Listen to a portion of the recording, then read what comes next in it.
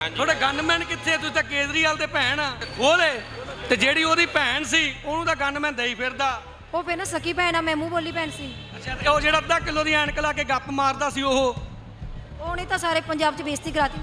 ਕਿਸੇ ਨੂੰ ਹੋਰ ਤਾਂ ਨੌਕਰੀ ਨਹੀਂ ਦੇਣੀ ਕਮ ਸੇ ਕਮ ਜਿਹਨੂੰ ਮੂੰਹ ਬੋਲਿਆ ਇਹਦੇ ਮੂੰਹ ਨੂੰ ਨੌਕਰੀਆਂ ਦੇ ਦੇ। ਇੱਥੋਂ ਪਤਾ ਲੱਗਦਾ ਵੀ ਇਹ ਅਹਿਮੀਅਤ ਰਿਸ਼ਤਿਆਂ ਨੂੰ ਕਿੰਨੀ ਕੁ ਦਿੰਦੇ ਆ। ਇਹ ਯਾਦ ਰੱਖ ਲਓ ਗੱਲ। ਕੋਈ ਪੰਜਾਬ 'ਚ ਬਦਲਾਵ ਨਹੀਂ, ਕਤਲੇਆਮ ਹੋਈ ਜਾਂਦੇ ਨੇ, ਕਿਤੇ ਲੋਕ ਮਰੀ ਜਾਂਦੇ ਨੇ, ਕਿਤੇ ਜੁਆਇਨਿੰਗ ਲੈਟਰ ਲੈ ਕੇ ਸਾਡੀ ਭੈਣ ਬਲਜਿੰਦਰ ਕੌਰ ਨੂੰ ਸ਼ਹੀਦ ਹੋਣਾ ਪਿਆ। ਸਪੋਰਟਸ ਪੰਜਾਬ ਦਾ ਸੜਕਾਂ ਤੇ ਰੁਲਦਾ ਪਿਆਗਾ। ਦੇਖੋ ਕੰਡੀਸ਼ਨ ਇਦਾਂ ਦੀ ਆ, ਮੇਰਾ ਤਾਂ ਜੀ ਕਰਦਾ ਮੈਂ ਅੱਜ ਹੀ ਮਰ ਜਾ, ਪਰ ਮੈਂ ਕਿਤੇ ਨਾ ਕਿਤੇ ਬੰਦੇ ਦੀ ਕੋਈ ਮਜਬੂਰੀ ਹੁੰਦੀ ਆ। ਹਾਲਾਤ ਇੰਨੇ ਗੰਦੇ ਹੁੰਦੇ ਨੇ ਕਿ ਬੰਦਾ ਚਾਹੁੰਦਾ ਕਿ ਮੈਂ ਜੀਵਾਂ, ਪਰ ਇਹ ਸਰਕਾਰਾਂ ਜੀਣ ਨਹੀਂ ਦਿੰਦੀਆਂ ਹੈਗੀਆਂ। ਇਹ ਕਹਿੰਦੇ ਤੁਸੀਂ ਮਰ ਜਾਓ। ਇਹ ਸਰਕਾਰ ਸ਼ੋਸ਼ੇਬਾਜ਼ੀ ਵਾਲੀ ਯਾਦ ਆ ਗਈ, ਕਿਉਂਕਿ ਕਲਾਕਾਰ ਭਰਤੀ ਹੋਏ ਨੇ ਸਰਕਾਰ 'ਚ ਸਾਰੇ।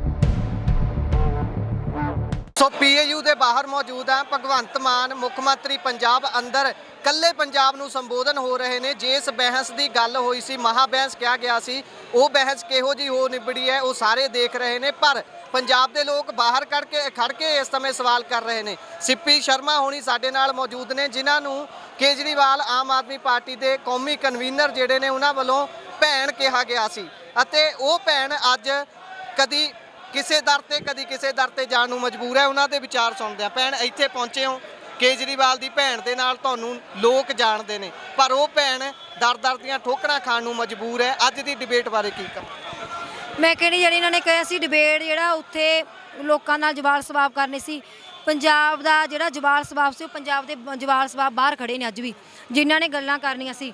ਮੈਂ ਕਹਿੰਦੀ ਹਾਂ ਫਿਰ ਅੰਦਰ ਜੇ ਪੁਰਾਣੀਆਂ ਪਾਰਟੀਆਂ ਆਈਆਂ ਨਹੀਂ ਅੰਦਰ, ਅਸੀਂ ਲੋਕ ਬਾਹਰ ਖੜੇ ਹਾਂ ਸਾਰੇ, ਤੇ ਫਿਰ ਅੰਦਰ ਕੀ ਨਾ ਜਵਾਲ ਸਵਾਬ ਹੋ ਰਹੇ ਨੇ। ਕਿਹੜੀ ਡਿਬੇਟ ਹੋ ਰਹੀ ਹੈ ਬਾਈ ਜੀ?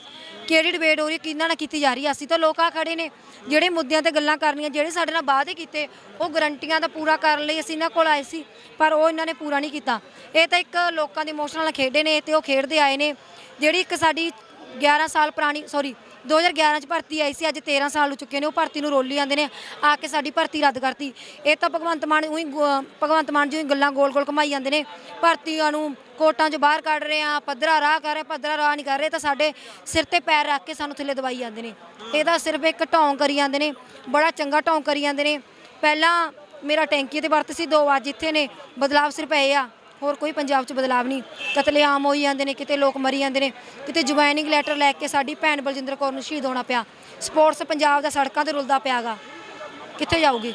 ਜਿੱਦਾਂ ਬਲਵਿੰਦਰ ਕੌਰ ਉਹਨਾਂ ਦੇ ਵੱਲੋਂ ਆਪਣੀ ਜੀਵਨ ਲੀਲਾ ਸਮਾਪਤ ਕਰ ਲਈ ਗਈ, ਤੁਸੀਂ ਵੀ ਵੀਡੀਓ ਪਾਈ ਸੀ ਕਿ ਮੈਂ ਵੀ ਡਿਪਰੈਸ਼ਨ ਦੇ ਵਿੱਚ ਆ, ਹਾਲਾਤ ਇੱਥੇ ਵੀ ਉਹ ਬਣ ਸਕਦੇ ਨੇ। ਕੀ ਲੱਗਦਾ ਜਿਹੜੇ ਬੇਰੁਜ਼ਗਾਰ ਲੋਕ ਨੇ, ਜੇ ਬੇਰੁਜ਼ਗਾਰ ਲੋਕ ਧਰਨੇ ਦਿੰਦੇ ਨੇ, ਉਹਨਾਂ ਦੀ ਮਾਨਸਿਕਤਾ ਤੁਸੀਂ ਕੀ ਅੰਦਾਜ਼ਾ ਲਗਾਉਂਦੇ ਹੋ ਇਸ ਸਮੇਂ ਕਿਹੋ ਜੀ ਹੋਊਗੀ, ਕਿਉਂਕਿ ਤੁਸੀਂ ਉਹਨਾਂ ਦਾ ਅੰਗ ਹੋ?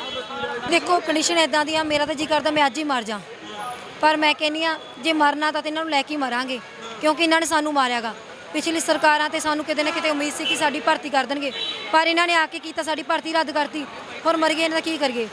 ਜੇ ਮੈਂ ਕਹਿੰਦੀ ਘਰ ਦੇ ਹਾਲਾਤ ਇੰਨੇ ਮਾੜੇ ਨੇ, ਮੰਦੇ ਨੇ, ਤਾਂ ਹੀ ਇੱਥੇ ਖੜੇ ਆ। ਮੇਰੇ ਖਿਆਲ 'ਚ ਕੋਈ ਨਹੀਂ ਖੜਦਾ। ਕੋਈ ਕੁੜੀ ਹੋਊਗੀ ਜਿਹੜੀ 3-3 ਵਾਰ ਤਾਂ ਟੈਂਕੀਆਂ ਤੇ ਰੱਖੂਗੀ ਜਾਂ ਕੋਈ ਕਰੂਗੀ। ਕਿਤੇ ਨਾ ਕਿਤੇ ਬੰਦੇ ਦੀ ਕੋਈ ਮਜਬੂਰੀ ਹੁੰਦੀ ਆ। ਹਾਲਾਤ ਇੰਨੇ ਗੰਦੇ ਹੁੰਦੇ ਨੇ ਕਿ ਬੰਦਾ ਚਾਹੁੰਦਾ ਕਿ ਮੈਂ ਜੀਵਾਂ, ਪਰ ਇਹ ਸਰਕਾਰਾਂ ਜੀਣ ਨਹੀਂ ਦਿੰਦੀਆਂ ਹੈਗੀਆਂ। ਇਹ ਕਹਿੰਦੇ ਤੁਸੀਂ ਮਰ ਜਾਓ। ਇਹੋ ਜਿਹੀਆਂ ਬਹਿਸਾਂ ਜਿਹੜੀਆਂ ਰੱਖੀਆਂ ਜਾਂਦੀਆਂ ਨੇ, ਪੰਜਾਬੀਆਂ ਦਾ ਪੈਸਾ ਬਰਬਾਦ ਹੋ ਰਿਹਾ ਹੈ, ਨਿਕਲਿਆ ਇਹਦੇ ਚੋਂ ਕੁਝ ਨਹੀਂ। ਕੀ ਲੱਗਦਾ ਇਹੋ ਜਿਹੀਆਂ ਬਹਿਸਾਂ ਕਰਨੀਆਂ ਜ਼ਰੂਰੀ ਨੇ, ਜਾਂ ਫਿਰ ਇਹਨਾਂ ਨੂੰ ਆਪਣੇ ਕੰਮ ਤੇ ਧਿਆਨ ਦੇਣਾ ਚਾਹੀਦਾ? ਪੰਜਾਬੀਆਂ ਨੇ ਇਹਨਾਂ ਨੂੰ ਫਤਵਾ ਦਿੱਤਾ ਹੈ। ਮੈਂ ਕਹਿੰਦੀ ਜੇ ਪੰਜਾਬ ਦੇ ਲੋਕਾਂ ਨੇ ਇਹਨਾਂ ਨੂੰ ਬਹੁ ਮਤ ਦਾ ਤਾਜ ਪਾ ਕੇ ਚੁਣਿਆਗਾ, ਇਹ ਡਿਬੇਟ ਰੱਖਦੇ ਨੇ, ਇਹ ਰੱਖਦੇ ਨੇ, ਇਹਨਾਂ ਖਰਚਾ ਕਰੀ ਜਾਂਦੇ ਨੇ, ਜਾਂ ਸਿੰਪਲ ਹੀ ਥਾਂ ਤੇ ਸਾਨੂੰ ਕਿਤੇ ਬੁਲਾ ਕੇ ਗੱਲ ਕਰ ਲੈਂਦੇ। ਜੇ ਇਹਨਾਂ ਨੇ ਲੋਕਾਂ ਨੂੰ ਬੁਲਾਇਆ, ਇਹਨਾਂ ਨੇ ਕੋਈ ਕੰਮ ਕੀਤਾ, ਕੁਛ ਕੀਤਾ, ਖਰਚਾ ਹੀ ਕੀਤਾ। ਇਹ ਸਰਕਾਰ ਸ਼ੋਸ਼ੇਬਾਜ਼ੀ ਵਾਲੀ ਯਾਦ ਆ ਗਈ, ਕਿਉਂਕਿ ਕਲਾਕਾਰ ਭਰਤੀ ਹੋਏ ਨੇ ਸਰਕਾਰ 'ਚ ਸਾਰੇ। ਸਾਰਾ ਨੌਟੰਕੀ ਕਰੀ ਜਾਂਦੇ ਨੇ। ਜੇ ਇਹਨਾਂ ਨੇ ਵਾਕਈ ਡਿਬੇਟ ਕਰਨੀ ਹੁੰਦੀ, ਮੇਰੇ ਖਿਆਲ 'ਚ ਅੱਜ ਅਸੀਂ ਰੋਲਣਾ ਨਹੀਂ ਹੈਗਾ ਸੀ। ਅੱਜ ਜਿਹੜਾ ਸਾਡਾ ਇੱਥੇ ਹਾਲ ਹੋਈ ਜਾਂਦਾ ਨਾ, ਅਸੀਂ ਰੋਲਣਾ ਨਹੀਂ ਹੈਗਾ ਸੀ। ਕੀ ਕਹਾਂ, ਮੇਰਾ ਤਾਂ ਜੀ ਕਰਦਾ ਕਿ ਇੱਥੇ ਕੁਛ ਖਾ ਕੇ ਮਰ ਹੀ ਜਾਵਾਂ, ਜਿਹੜੇ ਇਹਨਾਂ ਗੰਦਾ ਹਾਲ ਕਰ ਰੱਖਿਆਗਾ। ਇਹ ਅੰਦਰ ਤੱਕ ਜਾਣ ਨਹੀਂ ਦਿੰਦੇ। ਜੇ ਤੁਸੀਂ ਅੰਦਰ ਜਾਣ ਨਹੀਂ ਦੇਣਾ ਸੀ ਤੇ ਰੱਖੀ ਕਿਉਂ ਸੀ ਡਿਬੇਟ? ਜੇ ਤੁਹਾਡੀ ਲੱਤਾਂ ਬਾਹਰ ਨਹੀਂ ਚੱਲਦੀਆਂ।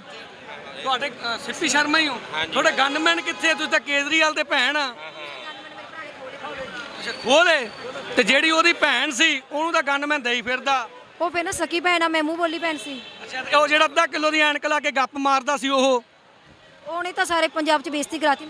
ਹੈ ਉਹ ਤਾਂ ਕਹਿੰਦੇ ਭੈਣ ਆ। ਅੱਜ ਮੈਂ ਕੇਜਰੀਵਾਲ ਸਾਹਿਬ ਨੂੰ ਕਹਿਣਾ ਚਾਹੁੰਦਾ ਕਿ ਜਿਹੜੀ ਤੁਹਾਡੀ ਭੈਣ ਮੂੰਹ ਬੋਲੀ ਆ, ਕਿਸੇ ਨੂੰ ਹੋਰ ਤਾਂ ਨੌਕਰੀ ਨਹੀਂ ਦੇਣੀ। कम से कम जिन्होंने मूँह बोलिया ये मूँह नौकरियां दे दे। ਇੱਥੋਂ ਪਤਾ ਲੱਗਦਾ ਵੀ ਇਹ ਅਹਿਮੀਅਤ ਰਿਸ਼ਤਿਆਂ ਨੂੰ ਕਿੰਨੀ ਕੁ ਦਿੰਦੇ ਆ। ਇਹ ਯਾਦ ਰੱਖ ਲਓ ਗੱਲ। ਸੋ ਇਹ ਸਨ ਸਿੱਪੀ ਸ਼ਰਮਾ ਹੋਣੀ, ਜਿਨ੍ਹਾਂ ਨੇ ਦੱਸਿਆ ਕਿ ਉਹਦਾ ਦਾ ਦਿਲ ਕਰਦਾ ਹੈ ਕਿ ਉਹ ਆਪਣੀ ਜ਼ਿੰਦਗੀ ਨੂੰ ਖਤਮ ਕਰ ਲੈਣ, ਜਿਵੇਂ ਬਲਵਿੰਦਰ ਕੌਰ ਨੇ ਜ਼ਿੰਦਗੀ ਖਤਮ ਕੀਤੀ ਹੈ, ਪਰ ਹਾਲਾਤ ਬਹੁਤ ਬੱਤਰ ਨੇ। ਜੁੜੇ ਰਹੋ ਪੰਜਾਬੀ ਰੇਡੀਓ USA ਦੇ ਨਾਲ। ਧੰਨਵਾਦ, ਸਤਿ ਸ਼੍ਰੀ ਅਕਾਲ।